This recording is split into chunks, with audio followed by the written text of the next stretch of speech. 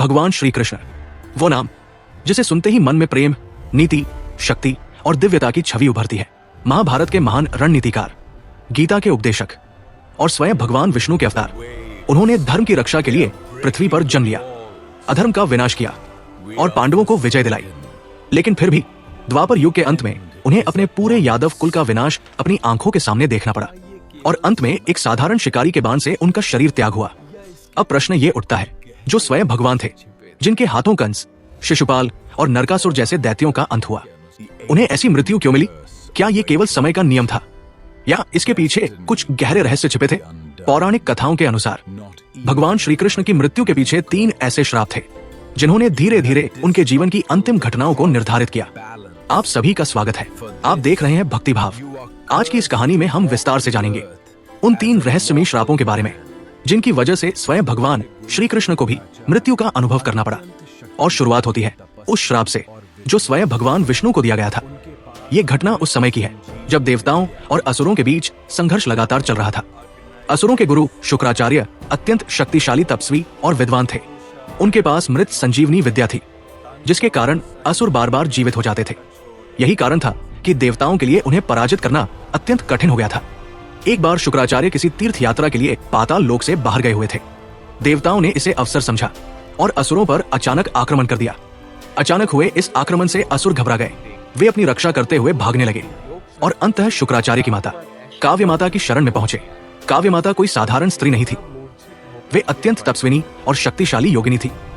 जब उन्होंने असुरों की स्थिति देखी, तब उन्होंने अपनी योग शक्ति से देवताओं पर ऐसा मंत्र प्रयोग किया जिससे सभी देवता मूर्छित होकर गिर पड़े। अब स्थिति पूरी तरह बदल चुकी थी। देवता असहाय हो चुके थे और असुरों की विजय निश्चित दिखाई देने लगी थी। तभी भगवान विष्णु वहां पहुंचे।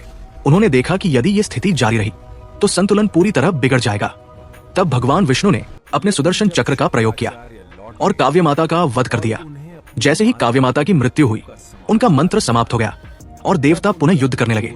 अंततः असुर पराजित हो गए। लेकिन जब शुक्राचार्य लौटे और उन्हें अपनी माता की मृत्यु का समाचार मिला, तब उनका क्रोध भयंकर हो उठा। उन्होंने भगवान विष्णु से कहा, आपने एक स्त्री का वध किया है और वह भी छल से, इसलिए आपको भी पृथ्वी लोक पर जन्म लेकर मृत्यु का अनुभव करना होगा। यही वो श्राप था जिसने आगे चलकर भगवान विष्णु को श्री कृष्ण के रूप में जन्म लेने और मानव जीवन की सीमाओं को अनुभव करने के लिए बाध्य किया। लेकिन ये तो केवल शुरुआत थी। अब आगे बढ़ते हैं उस श्राप की ओर जिसने सीधे यादव वंश के विनाश का मार्ग तैयार किया। महाभारत युद्ध समाप्त हो चुका था। कुरुक्षेत्र की धरती पर लाखों शव बिखरे पड़े थे। हस्तिनापुर शोक में डूबा हुआ था। कौरवों का पूरा वंश समाप्त हो चुका था और उसी समय अपने 100 पुत्रों को खो चुकी गांधारी श्री कृष्ण के सामने खड़ी थी। कल्पना कीजिए उस मां की स्थिति जिसने अपने जीवन भर आंखों पर पट्टी बांधकर अपने पति का साथ निभाया और अब उसके सामने उसके सभी पुत्र मृत पड़े हों। गांधारी जानती थी कि श्री कृष्ण चाहते तो ये युद्ध रोक सकते थे। उनके पास शक्ति भी थी, बुद्धि भी और प्रभाव भी। लेकिन फिर भी युद्ध हुआ और सब कुछ नष्ट हो गया। अपने शोक और क्रोध में गांधारी ने श्री कृष्ण को श्राप दिया। उन्होंने कहा, जैसे मेरा कुल आपस में लड़कर समाप्त हुआ है, वैसे ही एक दिन आपका यादव कुल भी एक दूसरे के हाथों नष्ट हो जाएगा और आप भी एक साधारण मनुष्य की तरह मृत्यु को प्राप्त होंगे। पूरा वातावरण स्तब्ध हो गया। लेकिन सबसे आश्चर्य की बात यह थी कि श्री कृष्ण ने उस श्राप का विरोध नहीं किया। उन्होंने शांत भाव से गांधारी का श्राप स्वीकार कर लिया, क्योंकि वे जानते थे कि द्वापर युग अब समाप्ति की ओर बढ़ रहा है और समय का चक्र अपना कार्य कर रहा है। लेकिन उस समय किसी ने नहीं सोचा था कि ये श्राप आगे चलकर कितना भयानक रूप लेने वाला है। जैसे जैसे समय बीतता गया, गांधारी का दिया हुआ श्राप धीरे धीरे अपना प्रभाव दिखाने लगा। बाहर से देखने पर द्वारका पहले की तरह समृद्ध और शक्तिशाली दिखाई देती थी, लेकिन भीतर ही भीतर विनाश के बीज बोए जा चुके थे। यादव वंश उस समय पृथ्वी का सबसे शक्तिशाली कुल बन चुका था। उनके पास अपार धन, बल और वैभव था। स्वयं श्री कृष्ण उनके साथ थे, इसलिए किसी को यह कल्पना तक नहीं थी कि एक दिन यही कुल अपने ही हाथों नष्ट हो जाएगा। लेकिन कई बार विनाश बाहर से नहीं आता, वो भीतर के अहंकार से जन्म लेता है। और यही हुआ सांब की घटना के साथ। सांब भगवान श्री कृष्ण और जाम्बवती के पुत्र। वे अत्यंत वीर थे, लेकिन साथ ही बहुत चंचल और शरारती स्वभाव के भी थे। एक दिन कुछ यादव युवकों के साथ उन्होंने ऋषियों के साथ मजाक करने की योजना बनाई। उन्होंने सांब को स्त्री के वस्त्र पहनाए और उसके पेट पर लोहे का एक टुकड़ा बांध दिया ताकि वो गर्भवती स्त्री जैसा दिखाई दे। फिर वे सभी महान ऋषियों के पास पहुंचे और हंसते हुए बोले, हे महात्माओं, ये स्त्री गर्भवती है। कृपया बताइए कि इसके गर्भ से पुत्र जन्म लेगा या पुत्री। अब सोचिए, जिन ऋषियों का जीवन तप, ज्ञान और सत्य में बीता हो, उनके साथ ऐसा उपहास। ऋषि तुरंत समझ गए कि उनका मजाक उड़ाया जा रहा है। उनके मुख पर क्रोध छा गया और उन्होंने श्राप दिया, इसके पेट से लोहे का एक ऐसा मूसल उत्पन्न होगा जो पूरे यादव वंश के विनाश का कारण बनेगा।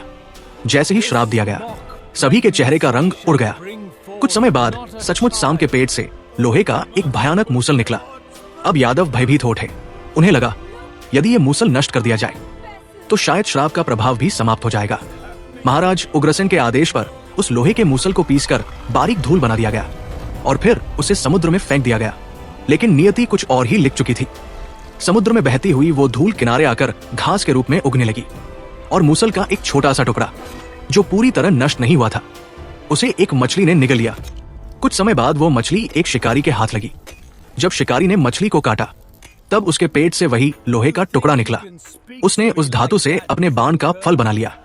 किसी ने कल्पना भी नहीं की थी कि यही छोटा सा लोहे का टुकड़ा आगे चलकर द्वापर युग के अंत का कारण बनेगा। धीरे धीरे समय बीतता गया। एक दिन यादव वंश के लोग प्रभास क्षेत्र में एकत्र हुए। वहां उत्सव और मदिरा का वातावरण था। लेकिन उसी दौरान उनके बीच विवाद शुरू हो गया। छोटा सा विवाद धीरे धीरे भयंकर युद्ध में बदल गया। क्रोध में अंधे होकर यादव एक दूसरे पर टूट पड़े और तभी समुद्र किनारे उगी वही घास उनके हाथों में लोहे के अस्त्रों में बदलने लगी। अब सोचिए, जिस लोहे को नष्ट करने का प्रयास किया गया था, वही लोहे की शक्ति अब पूरे यादव कुल के विनाश का कारण बन रही थी। कुछ ही समय में पूरा यादव वंश एक दूसरे को मारते हुए समाप्त हो गया। गांधारी का श्राप सत्य हो चुका था और अब समय आ चुका था श्री कृष्ण की पृथ्वी लीला समाप्त होने का। यादव कुल के विनाश के बाद श्री कृष्ण अकेले वन की ओर चले गए। वे जानते थे कि द्वापर युग समाप्त हो चुका है और अब उन्हें अपने धाम लौटना होगा। वे एक वृक्ष के नीचे ध्यान मुद्रा में बैठे थे। उनका एक पैर दूर से किसी हिरण के मुख जैसा दिखाई दे रहा था। उसी समय एक शिकारी वहां आया। उस शिकारी का नाम था जरा। उसने दूर से श्री कृष्ण के चरणों को किसी जानवर का मुख समझ लिया और उसी लोहे के टुकड़े से बने बाण को चला दिया। बाण सीधे श्री कृष्ण के चरण में जाकर लगा। जैसे ही शिकारी पास आया, वो भय से कांप उठा। उसे एहसास हो गया कि उसने किस पर बाण चला दिया है।